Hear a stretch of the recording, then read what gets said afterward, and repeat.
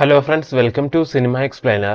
ഇന്ന് നമ്മൾ നോക്കുന്നത് 2024 പുറത്തിറങ്ങിയ ബാഗ്ഷാക് എന്ന് പറയുന്ന ഹിന്ദി മൂവിയാണ്. ദിനംപ്രതി ഇന്ത്യയില് പെൺകുട്ടികൾ ഒരുപാട് പീഡനങ്ങൾക്ക് ഇരയാവുന്നു. അതുപോലെ പീഡനങ്ങൾക്ക് ഇരയാവുന്ന ഒരു കൂട്ടം പെൺകുട്ടികളെ രക്ഷിക്കാൻ വേണ്ടി ശ്രമിക്കുന്ന നായിക. ഈ സമയം നായിക ഫേസ് ചെയ്യുന്ന കുറച്ചധികം ബുദ്ധിമുട്ടുകൾ, ഇങ്ങനെയുള്ള കാര്യങ്ങളെല്ലാം പറയുന്ന ഒരു സസ്പെൻസ് ത്രില്ലർ മൂവിയാണ് നമ്മൾ നോക്കുന്നത്. അപ്പൊ ഇനിയും പറഞ്ഞധികം സമയം കളഞ്ഞില്ല, നമുക്ക് നേരെ സ്റ്റോറി നോക്കാം.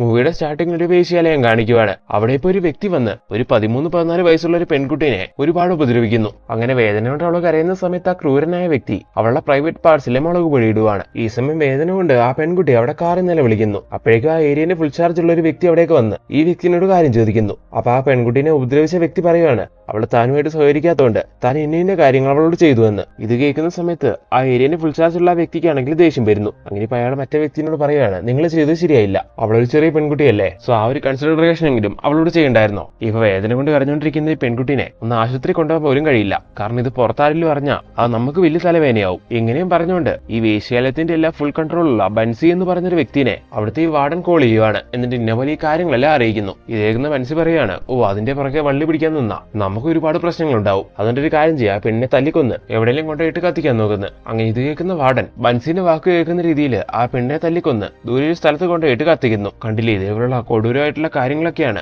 ആ വേശ്യാലയത്തിലേക്ക് എത്തിച്ചേരുന്ന പെൺകുട്ടികൾ നേരിട്ടുകൊണ്ടിരിക്കുന്നത്. അങ്ങനെ ആ സീനോടെ കട്ടായി അവിടുന്ന് 2-3 മാസങ്ങൾ കഴിഞ്ഞ് ഈ മൂവിയിലെ നായികയായ വൈശാലിനെ കാണിക്കുകയാണ്. അവളൊരു ജേർണലിസ്റ്റ് ആണ്. നായിക അവിടെ ചെറിയൊരു ന്യൂസ് ചാനലാണ് നടത്തിക്കൊണ്ടിരിക്കുന്നത്. അങ്ങനെ ഇപ്പൊ നായികനെ അവളൊരു ഇൻഫോമർ കോൾ ചെയ്യുന്നു. മാഡം ഇന്ന പോലെ ഇന്ന സ്ഥലത്ത് വരുവാണെങ്കിൽ ഒരു പ്രധാനപ്പെട്ട ന്യൂസിന്റെ ഡീറ്റെയിൽസ് വരാമെന്ന് ഇൻഫോമർ പറയുന്ന സമയം നായിക അവിടേക്ക് പോയിട്ട് അത് കളക്ട് ചെയ്യുന്നു. അതെന്തിനെ കുറിച്ചുള്ളതെന്ന് നോക്കുവാണെങ്കിൽ അവരുടെ നാട്ടിലെ പെൺവാണിഭ സംഘത്തിനെ പറ്റിയുള്ള ഒരു ന്യൂസ് ആയിരുന്നു. മെയിൻ ആയിട്ട് അവർ ചെയ്തുകൊണ്ടിരിക്കുന്ന ക്രൈംസിനെ പറ്റിയൊക്കെ ആയിരുന്നു അതില്. അങ്ങനെ ഇപ്പൊ ഇതെല്ലാം വായിച്ചു കഴിയുന്ന സമയത്ത് ആ ഇൻഫോമർ ബ്രീഫായിട്ട് അതിനെ പറ്റിയൊക്കെ നായികയ്ക്ക് പറഞ്ഞു കൊടുക്കുന്നു. ഇവിടെ ഒരു കാര്യം എന്താന്ന് നോക്കിയിട്ടുണ്ടെങ്കിൽ ഇവിടെ ഈ കാര്യങ്ങളെല്ലാം ചെയ്യാൻ ആ ഗ്യാങ്ങിനെ സഹായിക്കുന്നത് പൊളിറ്റീഷ്യൻസും പോലീസുകാരൊക്കെയാണ്, അല്ലെങ്കിൽ ഇവരൊക്കെയാണ് അവരെ സപ്പോർട്ട് ചെയ്യുന്നത്. സോ ഈ ഒരു കേസിലെ എന്തെങ്കിലും ചെയ്യാൻ പറ്റുന്നുണ്ടെങ്കിൽ അത് ചെയ്യാൻ കഴിയുന്നത് മാഡത്തിനെ പോലുള്ള ജേർണലിസ്റ്റുകൾക്ക് മാത്രമായിരിക്കും. സോ ഇങ്ങനെയുള്ള അയാൾ നായകനോട് പറഞ്ഞിട്ട് അയാൾ അങ്ങനെ അവിടെ നിന്ന് പോവുകയും ചെയ്യുന്നു. അങ്ങനെ ഇപ്പൊ അതെല്ലാം കഴിഞ്ഞ് വൈശാലി നേരെ അവളുടെ ന്യൂസ് ചാനലിന്റെ ഓഫീസിലേക്ക് വരുന്നു. ധൈര്യക്കുന്നതാണ് നായികന്റെ ക്യാമറമാൻ. ഇവർ രണ്ടുപേരും കൂടിയാണ് ഈ ചാനൽ നടത്തിക്കൊണ്ടിരിക്കുന്നത്. അങ്ങനെ ഇപ്പൊ നായിക അവിടേക്ക് വന്ന് വാർത്ത വായിക്കാൻ വേണ്ടി തുടങ്ങുന്നു. നോർമലായിട്ട് സാധാരണ വാർത്തകളെല്ലാം പറയുന്നതിന്റെ കൂട്ടത്തില് ആ ഇൻഫോമർ പറഞ്ഞ വാർത്തയും കൂടി പറയാന്ന് ആദ്യം നായിക വിചാരിക്കുന്നു. എന്ന വാർത്തകളെല്ലാം ഇങ്ങനെ വായിച്ചുകൊണ്ടിരിക്കുന്നതിനിടയ്ക്ക് അത് പറയാനായിട്ട് നായികയ്ക്ക് തോന്നില്ല. കാരണം അതിനെപ്പറ്റി കൂടുതൽ കാര്യങ്ങൾ അറിയാതെ, അതിനെപ്പറ്റി കൂടുതൽ പഠിക്കാതെ ഈ ഒരു കാര്യം ഡിസ്കസ് ചെയ്യുന്നുണ്ട് കാര്യമുണ്ടെന്ന് തോന്നില്ല. അതുകൊണ്ടാണ് നായിക അത് എക്സ്പ്ലെയിൻ ചെയ്യാതെ വിടുന്നത്. അത് മാത്രമല്ല, അതിന് പുറകെ കളിച്ചുകൊണ്ടിരിക്കുന്നത് വലിയ വലിയ ആൾക്കാരാണല്ലോ. അതുകൊണ്ട് ഇനി ഈ കാര്യം ചർച്ച ചെയ്തു എന്ന് വന്ന നായകനുടെ ഉള്ള ഈ ചാനലിലോടും അതുപോലുള്ള ആൾക്കാർക്ക് ദേഷ്യമാവും. സോ ഇതിൽ കളിക്കുമ്പോൾ നോക്കിയും കണ്ടും വേണം. അങ്ങനെ അന്ന് രാത്രി ജോലിയെല്ലാം കഴിഞ്ഞ് നമ്മുടെ നായിക വീട്ടിലേക്ക് എത്തുന്നു. ധൈര്യക്കുന്ന വ്യക്തിയാണ് നായകന്റെ ഭർത്താവ്. ഇയാൾ അവിടെയുള്ള പോസ്റ്റ് ഓഫീസിലാണ് വർക്ക് ചെയ്യുന്നത്. ഇവരെ രണ്ടുപേരുടെ ലവ് മാരേജ് ആയിരുന്നു. കല്യാണം കഴിഞ്ഞ് കുറെ വർഷങ്ങളായി, എന്നാൽ ഇതുവരെ അവർക്കൊരു കുട്ടി ഉണ്ടായിട്ടില്ല. അങ്ങനെ ഇപ്പൊ ഒരു വീട്ടിൽ സംസാരിച്ചുകൊണ്ടിരിക്കുന്നൊക്കെ ആയിട്ട് കാണിച്ചുകൊണ്ട് അങ്ങനെ ആ സീനോടെ കട്ടാക്കുന്നു. അടുത്ത ദിവസം രാവിലെ നമ്മുടെ നായിക അവളുടെ ക്യാമറമാനെ കൂട്ടിക്കൊണ്ട് ഇൻഫോമർ പറഞ്ഞ സ്ഥലമില്ലേ അവിടേക്കൊന്ന് വരുവാണ്. അവിടുത്തെ കാര്യങ്ങളൊക്കെ അന്വേഷിക്കാൻ വേണ്ടി. മൂവിയുടെ സ്റ്റാർട്ടിങ്ങിൽ കാണിച്ച ആ വേശ്യാലയമില്ലേ ആ സ്ഥലമായിരുന്നു അത്. അങ്ങനെ ഇപ്പൊ ആ സ്ഥലത്ത് വന്ന് അവർ രണ്ടുപേരും കൂടി അവിടേക്ക് ഇങ്ങനെ നോക്കി നിൽക്കുന്ന സമയം ഇത് കണ്ടുകൊണ്ട് അവിടുത്തെ വാർഡൻ അവിടേക്ക് വരുന്നു. അങ്ങനെ അവരുടെ നോട്ടം നിപ്പില് എന്തൊക്കെയോ വന്തികേട് തോന്നുന്ന അയാള്, നിങ്ങൾ ആരാ, നിങ്ങൾക്ക് എന്താ വേണ്ടത്,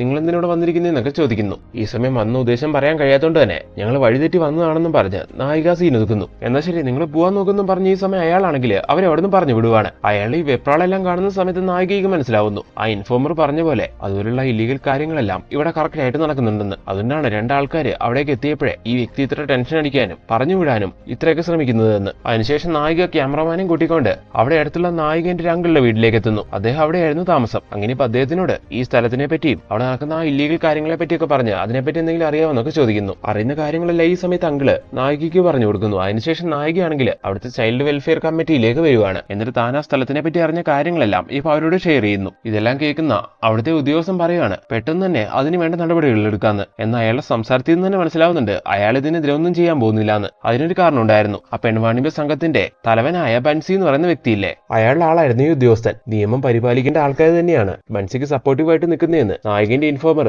പ്രത്യേകം നായകനോട് പറയുന്നുണ്ടായിരുന്നല്ലോ. അതെന്തായാലും കറക്റ്റ് ആയിരുന്നു. അങ്ങനെ ഇപ്പൊ നായകനെ പറഞ്ഞു വിട്ടതിന് ശേഷം അയാളാണെങ്കിൽ ഈ കാര്യങ്ങളെല്ലാം അയാളുടെ ബോസായ ബൻസീറിനെ വിളിച്ചറിയിക്കുന്നു. അങ്ങനെ ഇപ്പൊ ഈ കാര്യങ്ങളെല്ലാം അറിഞ്ഞ ബൻസീർ ഒരുപാട് ടെൻഷൻ ആവുകയാണ്. അങ്ങനെ അയാൾ നായകനെ പറ്റി അന്വേഷിച്ച് അടുത്ത സീനില് നായകന്റെ ഭർത്താവിന്റെ നമ്പറെല്ലാം കണ്ടെത്തി അദ്ദേഹത്തിന്റെ നമ്പറിലേക്ക് വിളിക്കുന്നു. എന്നിട്ട് അദ്ദേഹത്തിനോട് പറയുവാണ്, ജേർണലിസ്റ്റായി നിങ്ങളുടെ വൈഫ് ആവശ്യമില്ലാത്ത കാര്യങ്ങൾ ഇടപെട്ടുകൊണ്ടിരിക്കുകയാണ്, മര്യാദയ്ക്ക് അവളെ അതിൽ നിന്നെല്ലാം നിങ്ങൾ തടയുന്നതാണ് നല്ലത്, അല്ലെങ്കിൽ അവളുടെ ജീവൻ പോലും ബാക്കി കിട്ടില്ല. അങ്ങനെ ഈ രീതിക്ക് ഭീഷണിപ്പെടുത്തി അയാളെ കോള് കട്ട് ചെയ്യുന്ന സമയത്ത് ഇതെല്ലാം കേട്ട് നായകന്റെ ഭർത്താവ് ഒരുപാട് പേടിക്കുന്നു. അങ്ങനെ അന്ന് നൈറ്റ് വീട്ടിലേക്ക് എത്തുന്ന അയാള് നായകനോട് ഈ കാര്യങ്ങളെല്ലാം ചോദിക്കുന്നു. നീ ചുമ്മാ ഒരു കാര്യമില്ലാതെ ഇതുപോലത്തെ പ്രശ്നങ്ങളിൽ പോയി ചാടരുത്. ഭർത്താവ് ഇങ്ങനെയെല്ലാം പറയുന്ന സമയത്ത് നായിക അറിഞ്ഞ കാര്യങ്ങളെല്ലാം നായിക ഇപ്പൊ ഭർത്താവിനോട് ഷെയർ ചെയ്യുന്നു. അതിന്റെ സീരിയസ്നെസ് അയാൾക്ക് പറഞ്ഞു കൊടുക്കുന്നു. അങ്ങനെ ഇതെല്ലാം അറിയുന്ന സമയത്ത് ഭർത്താവ് പറയാണ്, അയാളുടെ സംസാരം കേട്ടല്ലറിയാം അയാളൊരു വലിയ പുള്ളിയാണെന്ന്, അയാൾക്ക് നല്ല പിടിപാടുണ്ടെന്ന്. ഇതിലുള്ള ആൾക്കാരോട് മുട്ടാൻ നിൽക്കുമ്പോൾ നമ്മളൊന്ന് സൂക്ഷിക്കണം, നമ്മുടെ സേഫ്റ്റി നമ്മൾ കൺസിഡർ ചെയ്യണം. പിന്നെ ഇപ്പൊ നിനക്ക് ഇതിന്റെ ഒരു കാര്യമുണ്ടെന്ന് എനിക്ക് തോന്നുന്നില്ല, അതുകൊണ്ട് അതിന് പുറകിലുള്ള നിന്റെ അന്വേഷണം അങ്ങ് വിട്ടേക. ഇത് കേൾക്കുന്ന സമയത്ത് നായിക പറയുകയാണ്, ഇന്ന് ആ പെൺകുട്ടികൾക്കെല്ലാം ഇതുപോലെ സംഭവിച്ചുകൊണ്ടിരിക്കുന്ന ഈ സമൂഹത്തിലാണ് നാളെ നമുക്കൊരു കുട്ടിയുണ്ടായ അതും ജീവിക്കേണ്ടി വരുന്നത്. സോ നാളെ അവരുടെ സ്ഥാനത്ത് നമ്മുടെ മകളാണെങ്കിൽ ഇതെല്ലാം കാണുമ്പോൾ എനിക്ക് കണ്ണടയ്ക്കാൻ കഴിയാത്തതുകൊണ്ടല്ല, പക്ഷെ ഒരു സോഷ്യൽ വർക്കറായ എനിക്ക് ഈ കാര്യങ്ങളെല്ലാം അറിഞ്ഞിട്ടും അതങ്ങ് വിട്ട് കളയാൻ കഴിയുന്നില്ല. ഇങ്ങനെല്ലാം നായിക പറയുന്ന സമയത്ത് ഭർത്താവ് പറയാണ്, ദേവി ഇത് നീ ഇതിലേക്ക് ചാടി ഇനിയും കൂടുതൽ പ്രശ്നം ഉണ്ടാക്കി വെക്കരുത്. എന്നാൽ ഭർത്താവ് പറയുന്ന കാര്യങ്ങളോടൊന്നും നായികയ്ക്ക് യോജിക്കാൻ പറ്റുന്നില്ല. സോ എത്രയൊക്കെ പറഞ്ഞിട്ടും ഭാര്യ കേൾക്കാൻ പോകുന്നില്ല എന്ന് മനസ്സിലാവുന്ന സമയത്ത് അയാൾക്കാണെങ്കിലും നായകനോട് ദേഷ്യം വരുന്നു. അങ്ങനെ അയാൾ പിണങ്ങി മുറിയിലേക്ക് പോവാണ്. അടുത്ത ദിവസം രാവിലെ നായകന്റെ ഇൻഫോമറെ നായക ഓഫീസിലേക്ക് വിളിപ്പിക്കുന്നു. എന്നിട്ട് അയാളോട് ഈ കേസിലേക്ക് ഇറങ്ങിയുണ്ട് ബൻസീർ എന്ന് പറയുന്ന വ്യക്തി തന്റെ ഭർത്താവിനെ വിളിച്ച് ഭീഷണിപ്പെടുത്തി എന്നുള്ള ആ കാര്യങ്ങളെല്ലാം ഇപ്പൊ അയാളോട് ഷെയർ ചെയ്യുന്നു. മാഡം, ഞാൻ പറഞ്ഞില്ലേ ഈ ഗ്യാങ്ങിന്റെ ഹെഡ് ആയിട്ടുള്ള വ്യക്തിയാണ് ബൻസി. വലിയൊരു ഫ്രോഡാണ് അയാൾ. ഉയർന്ന രാഷ്ട്രീയക്കാരായിട്ടും പോലീസുകാരൊക്കെ ആയിട്ട് അയാൾക്ക് നല്ല ബന്ധമുണ്ട്. സോ ഈ കേസിൽ നമ്മൾ പേടിക്കേണ്ട ഏറ്റവും വലിയ വ്യക്തി. അതുകൊണ്ട് മാഡം ഇതിൽ ശരിക്കും സൂക്ഷിക്കണം എന്ന് അയാളെ പറഞ്ഞു കൊടുക്കുന്ന സമയത്ത് നായികയ്ക്ക് അതിന്റെ സീരിയസ്നെസ് മനസ്സിലാവുന്നു. എന്നാൽ അയാളെ പേടിച്ചിരിക്കാനും നായികയ്ക്ക് കഴിയില്ല. ഇതിനെതിരെ എന്തെങ്കിലും ചെയ്തേ തീരൂ. അങ്ങനെ ഇപ്പൊ ഈ കേസിലേക്ക് കൂടുതലായിട്ട് ഇറങ്ങി ഓരോരോ കാര്യങ്ങളും നായിക കണ്ടെത്തിക്കൊണ്ടിരിക്കുകയാണ്. അങ്ങനെ കണ്ടെത്തിക്കൊണ്ടിരിക്കുന്ന കാര്യങ്ങൾ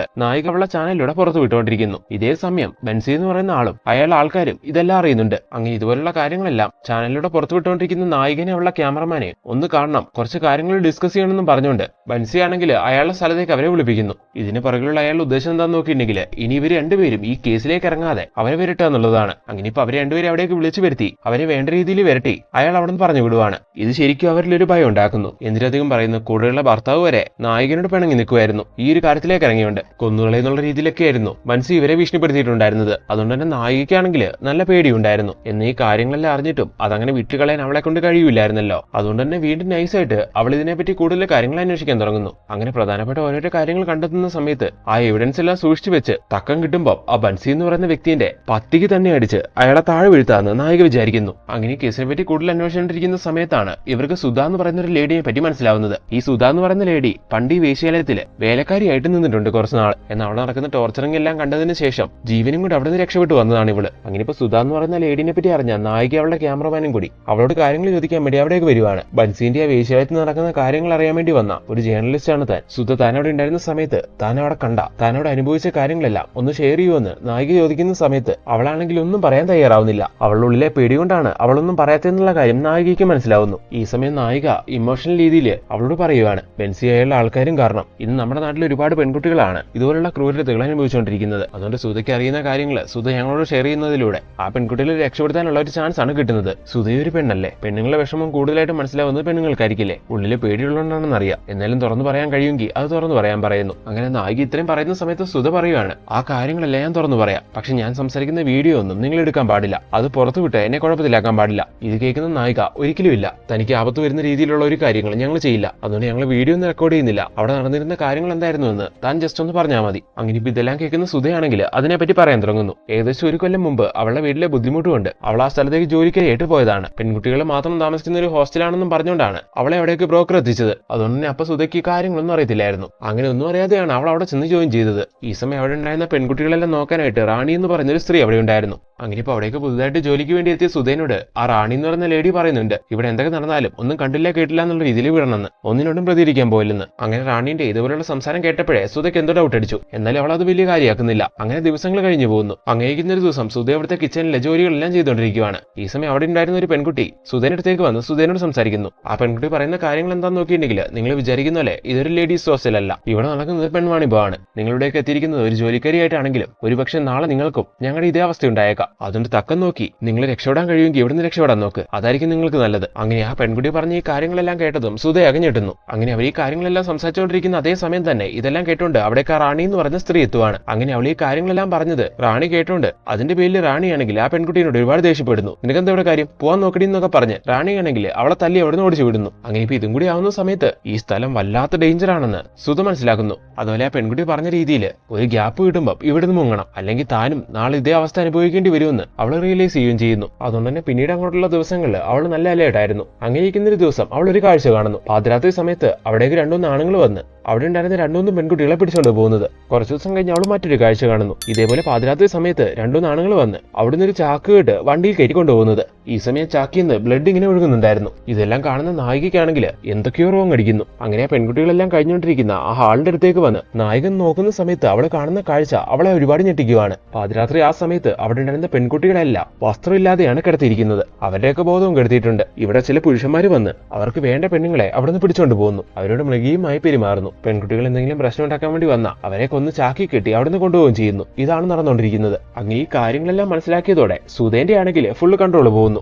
അവൾക്ക് പേടിയാണോ, സങ്കടമാണോ, ദേഷ്യമാണോ, എന്താ ഫീലിംഗ്സ് എന്ന് അവൾക്ക് പോലും മനസ്സിലാവുന്നില്ല. ഈ സമയം അന്ന് ആ പെൺകുട്ടി പറഞ്ഞ കാര്യങ്ങളെല്ലാം സുധയ്ക്ക് ഓർമ്മ വരുന്നു. ഇനി ഒരു നിമിഷമെങ്കിലും താൻ ഇവിടെ നിന്നാ അത് തന്റെ ജീവനെയും കൂടി ബാധിച്ചേക്കാം. തനിക്കും അവരുടെ ഒരു അവസ്ഥ വന്നേക്കാം. അതുകൊണ്ട് as soon as possible ഇവിടുന്ന് രക്ഷപ്പെട്ടേ തീരുവെന്ന്. അങ്ങനെ അടുത്ത ദിവസം സുധ രാവിലെ കുളിയെല്ലാം കഴിഞ്ഞ് അടുക്കളയിലേക്ക് പണി ചെയ്യാൻ വേണ്ടി വരുന്ന സമയത്ത് അവിടേക്ക് വരുന്ന ബൻസി ആണെങ്കിൽ സുധേനെ കണ്ട് അവളുടെ സൗന്ദര്യത്തിൽ മയങ്ങുന്നു. സുധനെ പറ്റി റാണിയോടൊക്കെ ചോദിക്കുവാണ്. ഇതെല്ലാം ശ്രദ്ധിക്കുന്ന സുധ മനസ്സിലാക്കുന്നു. അപ്പൊ അവർ തന്നെ നോട്ട് വിട്ടുവന്ന്. തനിക്ക് എന്തായാലും ആ പെൺകുട്ടികളുടെ അവസ്ഥ ഉണ്ടാവില്ലെന്ന് ഒരുപാട് ആഗ്രഹിച്ച സുധയാണെങ്കിൽ അന്ന് തന്നെ അവിടുന്ന് ജീവനും കൊണ്ട് രക്ഷപ്പെടുകയാണ് ചെയ്തത്, ആരും കാണാതെ. അങ്ങനെ ഇപ്പൊ പ്രസന്റ്ലി സുധ ആ കാര്യങ്ങളെല്ലാം നായകനോട് പറഞ്ഞു തീരുന്നു. അന്ന് അവിടം വിട്ട് എനിക്ക് പോരാൻ കഴിഞ്ഞില്ലായിരുന്നെങ്കിൽ ഇന്ന് ആ പെൺകുട്ടികളുടെ കൂടെ ഞാനും ഉണ്ടായേനെ, അവരെ പോലെ ഒരു ഇരയായിട്ട്. എന്തായാലും ഇപ്പൊ സുധ ഈ കാര്യങ്ങളെല്ലാം ഡീറ്റെയിൽ ആയിട്ട് പറഞ്ഞു കൊടുത്തപ്പോ ഈ കേസിനെ പറ്റി കൂടുതൽ കാര്യങ്ങൾ നായികയ്ക്ക് മനസ്സിലാക്കാൻ കഴിഞ്ഞു. സോ ഇനി വേണ്ടത് നായികയ്ക്ക് ഈ കേസിൽ എന്ത് ചെയ്യാൻ കഴിയുന്നുള്ളതാണ്. അവിടെ അടുത്ത് താമസിച്ചുകൊണ്ടിരിക്കുന്ന നായികന്റെ ഒരു അങ്കിളിനെ പറ്റി പറയുന്നുണ്ടായിരുന്നല്ലോ, അയാൾ ഒരു ഫേമസ് വക്കീലായിരുന്നു. അടുത്ത സീനില് നായിക അയാളെ പോയി കണ്ട് ഈ കാര്യങ്ങളെല്ലാം ഡീറ്റെയിൽ ആയിട്ട് പറയുന്നു. എന്നിട്ട് ഈ കേസിൽ അങ്കിളിനെ ഹെൽപ്പ് ചോദിക്കുവാണ് അവള്. എന്താ ബൻസീനെ അയാളുടെ ആൾക്കാരെ ശരിക്കും അറിയുന്ന അങ്കിളാണെങ്കിൽ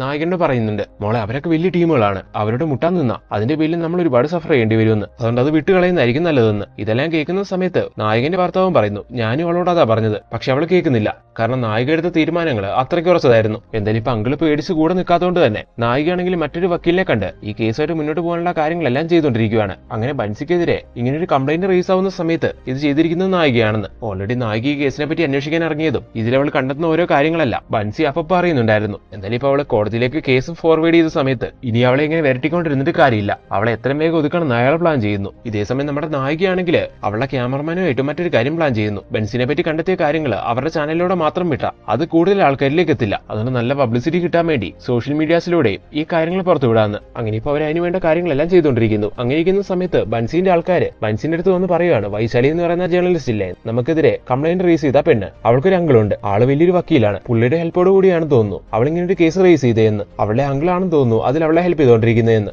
ഇത് കേൾക്കുന്ന ബൻസിക്ക് ആകെ ദേഷ്യം വരുന്നു. അങ്ങനെയാണെങ്കിൽ അയാൾ ആദ്യം ഒതുക്കാൻ നോക്ക്, അത് കാണുമ്പോൾ അവളൊന്ന് പേടിച്ചോളൂന്ന് അയാൾ അയാളുടെ ആൾക്കാരോട് പറയുന്നു. അങ്ങനെ ഇതെല്ലാം കേൾക്കുന്ന അയാളുടെ ആൾക്കാര് നേരെ ചെന്ന് അങ്കിളിനെ അങ്ങ് പെരുമാറുവാണ്. പാവ അങ്കിളാണെങ്കിൽ അവരോട് പേടിയുള്ളതുകൊണ്ട് അവർക്കെതിരെ പ്രതികരിക്കാൻ ഒന്നുമില്ലായിരുന്നല്ലോ. എന്നാൽ അയാളെ തെറ്റിദ്ധരിച്ച് ഇപ്പൊ ബൻസിന്റെ ആൾക്കാർ വന്ന് അയാൾക്ക് കൊടുക്കാനുള്ളതെല്ലാം കൊടുത്തു. അങ്ങനെ അവരുടെ ആ പെരുമാറ്റത്തില് നല്ല പരിക്കുപറ്റിയ അങ്കിളാണെങ്കിൽ അങ്ങനെ ആശുപത്രിയിൽ അഡ്മിറ്റ് ആവുകയാണ്. ഈ സമയം ഈ കാര്യങ്ങളെല്ലാം അറിഞ്ഞ് അങ്കിളിനെ കാണാൻ വേണ്ടി അവിടേക്ക് നമ്മുടെ നായിക എത്തുന്നു. ഈ സമയം അങ്കിളിന്റെ ഭാര്യ, അതായത് നായികന്റെ ആന്റി, നായികനെ കുറെ വഴക്ക് പറയുകയാണ്. ഇന്ന പോലെ ഈ കാര്യങ്ങളെല്ലാം സംഭവിക്കുമെന്ന് നേരത്തെ അറിയാവുന്നതുകൊണ്ടാണ് അന്ന് ആ കാര്യങ്ങൾ നീ വന്ന് പറഞ്ഞപ്പോ അങ്കിൾ അതിന് സമ്മതിക്കാതെ നിന്നത്. എന്നാൽ നീ വേറെ വക്കീലിനെ വെച്ച് കാര്യങ്ങൾ മൂവ് ചെയ്തു. എന്നാൽ ഇപ്പൊ അതിന് തിരിച്ചടി കിട്ടിയിരിക്കുന്നത് നിന്റെ അങ്കിൾ തന്നെയാണ്. അദ്ദേഹം നിന്നെ ഹെൽപ്പ് ചെയ്തു എന്നാണ് അവർ വിചാരിച്ചിരിക്കുന്നത്. എത്ര പറഞ്ഞിട്ട് അവർ കേൾക്കാൻ തയ്യാറായില്ല. അങ്കിളിനെ അവർ ഈ ഒരു അവസ്ഥയിലാക്കി. അതുകൊണ്ട് ദയവ് ചെയ്ത് നീ ഈ കാര്യങ്ങളൊന്ന് വിട്, ഇനി ഇതുകൊണ്ട് കൂടുതൽ പ്രശ്നങ്ങൾ ഉണ്ടാക്കല്ലേ. ഈ സമയം നായികയ്ക്കാണെങ്കിൽ ബൻസിനോടും അയാളുടെ ആൾക്കാരോട് ഭയങ്കര ദേഷ്യം തോന്നുന്നു. ഒരു തെറ്റും ചെയ്യാത്ത അങ്കിളിനോട് അവരിങ്ങനെ പെരുമാറിയല്ലോ. അതുകൊണ്ട് തന്നെ അടുത്തുള്ള പോലീസ് സ്റ്റേഷനിലേക്ക് വന്ന് നായിക ഇതിനെതിരെ അവർ കംപ്ലൈന്റ് കൊടുക്കുന്നു. എന്നാൽ അവിടെ ഉണ്ടായിരുന്ന പോലീസുകാരും ബൻസിന്റെ ആൾക്കാരായിരുന്നു. അതുകൊണ്ട് തന്നെ അവർ കംപ്ലൈന്റ് ഒന്നും എടുക്കുന്നില്ല.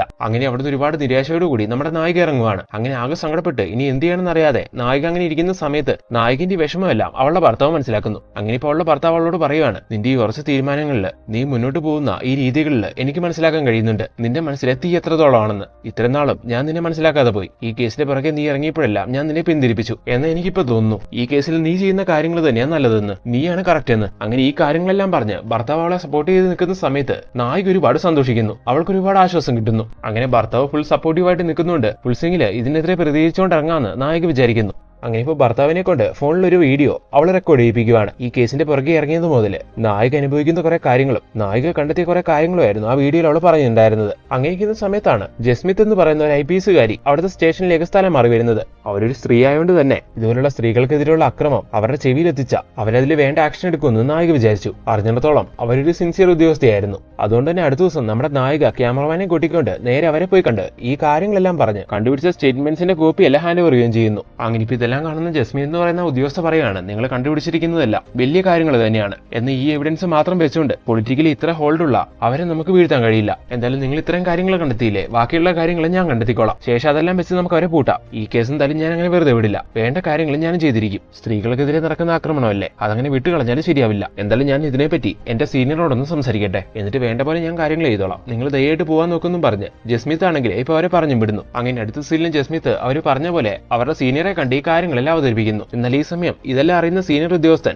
അവരെ അതിൽ നിന്ന് വിലക്കുവാണ്. ബെൻസി എന്ന് പറയുന്ന വ്യക്തി നമ്മുടെ പോലീസ് ഡിപ്പാർട്ട്മെന്റിൽ തന്നെ നല്ല ഹോളുള്ള ഒരു വ്യക്തിയാണ്, അതും അങ്ങ് ടോപ്പ് ലെവലിലുള്ള ഉദ്യോഗസ്ഥരുമായിട്ട്. സോ ജസ്മിത്ത്, ഞാൻ പറഞ്ഞു വരുന്നത് ഇപ്പൊ താൻ ഇതുമായിട്ട് മുന്നോട്ട് പോയാൽ അതൊരു പക്ഷെ തന്റെ ജോലിനെ തന്നെ ബാധിക്കും. അവർക്കെതിരായിട്ട് നിന്ന ഒരാളെ അവർ ഇന്നേ വരെ വെറുതെ വിട്ടിട്ടില്ല. അങ്ങനെ സീനിയർ ഉദ്യോഗസ്ഥൻ തന്നെ ഈ രീതിക്ക് ജസ്മിത്തിനെ വിലക്കുന്നുണ്ട്. അവൾക്കും അതിലൊന്നും ചെയ്യാൻ കഴിയുന്നില്ല. എന്നാൽ അങ്ങനെ ഇരിക്കുന്ന സമയത്ത് നമ്മുടെ നായികയാണെങ്കിൽ അവളുടെ ക്യാമറമാനെ ബൻസിക്ക് വേണ്ടി പ്രവർത്തിക്കുന്ന ഒരു മന്ത്രിന്റെ അടുത്തേക്ക് പറഞ്ഞയച്ച് അയാളുമായിട്ട് സംസാരിപ്പിച്ച് അയാളിൽ നിന്ന് കുറെ കാര്യങ്ങളെല്ലാം ചോർത്തിയെടുക്കുന്നു. ഈ കാര്യങ്ങളെല്ലാം ഒരു ഹിഡൻ ക്യാമറ ഉപയോഗിച്ച് അവർ റെക്കോർഡിംഗ് ചെയ്യുന്നുണ്ടായിരുന്നു. അടുത്ത ദിവസം അതെല്ലാം വേണ്ട രീതിയിൽ കട്ട് ചെയ്ത് നായിക അവളുടെ TV ചാനലിലൂടെ പുറത്തു വിടുവാണ്. അങ്ങനെ ആ വിഷ്വൽസും കൂടി വരുന്ന സമയത്ത് ഒരു ക്ലിയർ കട്ട് ആയിട്ടുള്ള ഐഡിയ ജനങ്ങൾക്ക് കിട്ടുവാണ്. ഇത് ശരിക്കും അവിടെ ഒരു കോളുകളൊക്കെ ഉണ്ടാക്കുന്നു. രാഷ്ട്രീയ പാർട്ടികൾക്കും വലിയ വലിയ പൊളിറ്റീഷ്യൻസിനും അതുപോലെ ബെൻസിനെ സപ്പോർട്ട് ചെയ്യുന്ന ഓരോരോ ഉദ്യോഗസ്ഥനും ഇത് ശരിക്കും പറഞ്ഞാൽ നല്ലൊരു പണിയാവുകയാണ്. ഇലക്ഷൻ വരാൻ പോവായതുകൊണ്ട് തന്നെ ഇതിനെതിരെ ആക്ഷൻ എടുത്തില്ലെങ്കിൽ വോട്ടിങ്ങിന്റെ സമയത്ത് ജനങ്ങൾ തിരിയുമെന്ന് മനസ്സിലാക്കുന്ന ഭരണകക്ഷിയാണെങ്കിൽ എത്രയും വേഗം ഇതിനെതിരെ ആക്ഷൻ എടുക്കണം എന്നുള്ള രീതിയിൽ തീരുമാനം എടുക്കുകയാണ്. അങ്ങനെ ഇതെല്ലാം ബെൻസിക്കുള്ള ആൾക്കാർക്കും വലിയ തിരിച്ചടിയായി മാറുവാണ്. എന്തായാലും ഗവൺമെന്റ് ഇങ്ങനെ ഒരു തീരുമാനം എടുത്തുകൊണ്ട് തന്നെ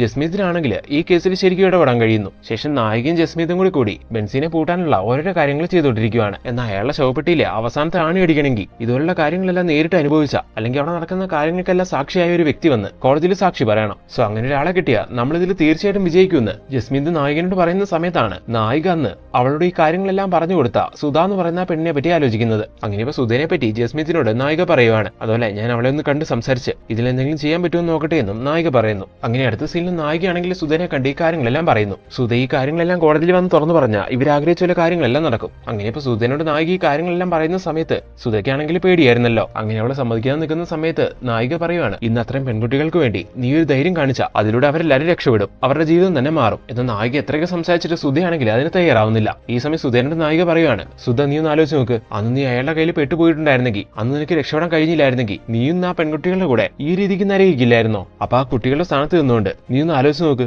ഇതുപോലെ കാര്യങ്ങളെല്ലാം അറിഞ്ഞൊരു വ്യക്തി ഈ കാര്യങ്ങളെല്ലാം കോടതിനെ അറിയിച്ച അതുവഴി അവർക്ക് കിട്ടാൻ പോകുന്ന ഫ്രീഡം, ഒരു പുതിയ ലൈഫ്, അതെങ്ങനെയായിരിക്കും, അതിനെന്ത് വിലയുണ്ടാവുന്നു? അതൊക്കെ പോട്ടെ, നീ ഇപ്പൊ എന്നെ പറ്റി ഒന്ന് ആലോചിച്ച് നോക്കി. ഈ കേസിലേക്ക് ഇറങ്ങുന്ന സമയത്ത് തന്നെ എനിക്ക് വ്യക്തമായ ധാരണയുണ്ടായിരുന്നു ഇതിൽ ഞാൻ ഇറങ്ങിയിട്ടുണ്ടെങ്കിൽ എനിക്ക് ഈ കേസ് കൊണ്ട് ഒരുപാട് പ്രശ്നങ്ങൾ ഉണ്ടാവുന്നു. എന്നാൽ ഇതിന്റെ പേരിൽ ഒരുപാട് പ്രശ്നങ്ങൾ നേരിടേണ്ടി വന്നാലും ഒരു സ്ത്രീ എന്ന നിലയിൽ ഞാൻ ചെയ്യുന്ന ഒരു വലിയ കാര്യമാണെന്ന് ഞാൻ റിയലൈസ് ചെയ്തു. അതുകൊണ്ടാണ് എന്റെ ഭർത്താവ് പോലും സപ്പോർട്ടീവ് അല്ലാഞ്ഞിട്ടും ഞാൻ ഇതിന് പുറകെ ഇറങ്ങി തിരിച്ചത്. ഇതിൽ നിന്ന് ഇത്രയൊക്കെ ചെയ്തു നിൽക്കുന്നതും. ആരും ഇല്ലാത്തവർക്ക് ദൈവം ഉണ്ടാവുമെന്ന് പറയില്ലേ? ഇപ്പൊ ആ പെൺകുട്ടികളുടെ മുമ്പിൽ ഞാൻ അവരുടെ ദൈവത്തിനെ പോലെയാണ്. നിനക്കും അവരുടെ മുമ്പിൽ ഒരു ദൈവമാവാൻ കഴിയും. ഇങ്ങനെല്ലാം നായിക പറയുന്ന സമയത്ത് നായികന്റെ ഈ സംസാരത്തിൽ അവൾ കൺവിൻസ് ആവുന്നു. അങ്ങനെ കോടതിയിൽ ഈ കാര്യങ്ങളെല്ലാം തുറന്നു പറയാന്ന് അവൾ നായികനോട് പറയുവാണ്. ഈ സമയം നായിക പറയുന്നു, നീ കോടതിയിലേക്ക് വരണമെന്നൊന്നുമില്ല, ഈ കാര്യങ്ങളെല്ലാം തുറന്നു പറഞ്ഞുകൊണ്ടുള്ള നിന്റെ ഒരു വീഡിയോ സ്റ്റേറ്റ്മെന്റ് എനിക്ക് കിട്ടിയാൽ മതി, അത് ഞാൻ കോടതിയിൽ ഹാജരാക്കിക്കോളാന്ന്. അങ്ങനെ ശുദ്ധ കാര്യങ്ങളെല്ലാം ഡീറ്റെയിൽ ആയിട്ട് പറയുന്ന ഒരു വീഡിയോ നായിക റെക്കോർഡ് ചെയ്തെടുക്കുന്നു. ആ വീഡിയോയില് അവിടെ അവൾ കണ്ട അല്ലെങ്കിൽ അവിടെ അവൾ അനുഭവിച്ച A to Z കാര്യങ്ങൾ അവൾ പറയുന്നുണ്ട്. അങ്ങനെ ആ വീഡിയോയിൽ റെക്കോർഡ് ചെയ്തെടുത്ത് അത് കോടതിയിലേക്കും അതുപോലെ മീഡിയാസിലേക്കെല്ലാം നായിക അയച്ചു കൊടുക്കുന്നു. അങ്ങനെ ആ വീഡിയോ ജനങ്ങൾ മുഴുവൻ കാണുന്നു. അങ്ങനെ ഫൈനലി ജസ്മിത്ത് പറഞ്ഞ പോലെ ഒരു പക്ക എവിഡൻസ് ഇവർക്ക് കിട്ടിയോണ്ട് അവരിത് വെച്ച് ആക്ഷൻ എടുക്കുന്നു. അങ്ങനെ ബെൻസിനെ അയാളുടെ ആൾക്കാരെ അറസ്റ്റ് ചെയ്ത് ആ വേശ്യാലയത്തിലുള്ള പെൺകുട്ടികളെല്ലാം പോലീസ് സേവ് ചെയ്യുവാണ്. അങ്ങനെ ഇത്ര റിസ്ക് എടുത്ത് ഈ കേസിൽ ഇത്രയും കാര്യങ്ങൾ ചെയ്ത നായികനെയും സുധേനെയും എല്ലാം പ്രസ്സും മീഡിയാസും ജനങ്ങളെല്ലാം ഒരുപാട് അപ്രീഷിയേറ്റ് ചെയ്യുന്നു. പൊതുവെ ഇന്നത്തെ സമൂഹത്തിൽ ഇതുപോലെ എന്തെങ്കിലും നടന്ന അതിനെപ്പറ്റി ആരെങ്കിലും എന്തെങ്കിലും അറിഞ്ഞ ചുമ്മാ അതിന് പുറകെ ഇറങ്ങി തിരിച്ച് ഒരു വള്ളി പിടിക്കണ്ടെന്നേ ആരും ചിന്തിക്കുള്ളൂ. എന്നാൽ നമ്മുടെ നാട്ടിലുള്ള നായികനെ പോലുള്ള ചില ആൾക്കാരുണ്ട്, എന്തൊക്കെ വന്നാലും കുഴപ്പമില്ല, നാടിന് വേണ്ടി നാട്ടുകാർക്ക് വേണ്ടി ജീവൻ ബലി കൊടുത്തും പോരാടണമെന്ന് ആഗ്രഹിക്കുന്ന ആൾക്കാർ. അങ്ങനെയുള്ള ആൾക്കാർക്ക് വേണ്ടി ഈ സിനിമ ഡെഡിക്കേറ്റ് ചെയ്തുകൊണ്ട് അങ്ങനെ ഈ മൂവി എൻഡ് ചെയ്യുന്നു. അപ്പോൾ ഫ്രണ്ട്സ്, എങ്ങനെയുണ്ടായിരുന്നു ഈ മൂവി? നിങ്ങൾക്ക് എല്ലാവർക്കും ഈ മൂവി ഇഷ്ടമായോ? നിങ്ങൾക്ക് എല്ലാവർക്കും ഈ മൂവി ഇഷ്ടമായിട്ടുണ്ടെങ്കിൽ തീർച്ചയായിട്ടും ഞങ്ങളുടെ ചാനൽ സബ്സ്ക്രൈബ് ചെയ്ത് ഞങ്ങളെ സപ്പോർട്ട് ചെയ്ത് കൂടെ നിൽക്കണം. പിന്നെ എന്നും പറയുന്ന പോലെ ഞങ്ങളുടെ ഇതുപോലെയുള്ള പുതിയ പുതിയ വീഡിയോസ് നിങ്ങൾക്ക് കിട്ടാനായിട്ട് ബെല്ലൈക്കൺ കൂടി എനേബിൾ ചെയ്ത് വെക്കുക. Then see you next video. Thank you so much.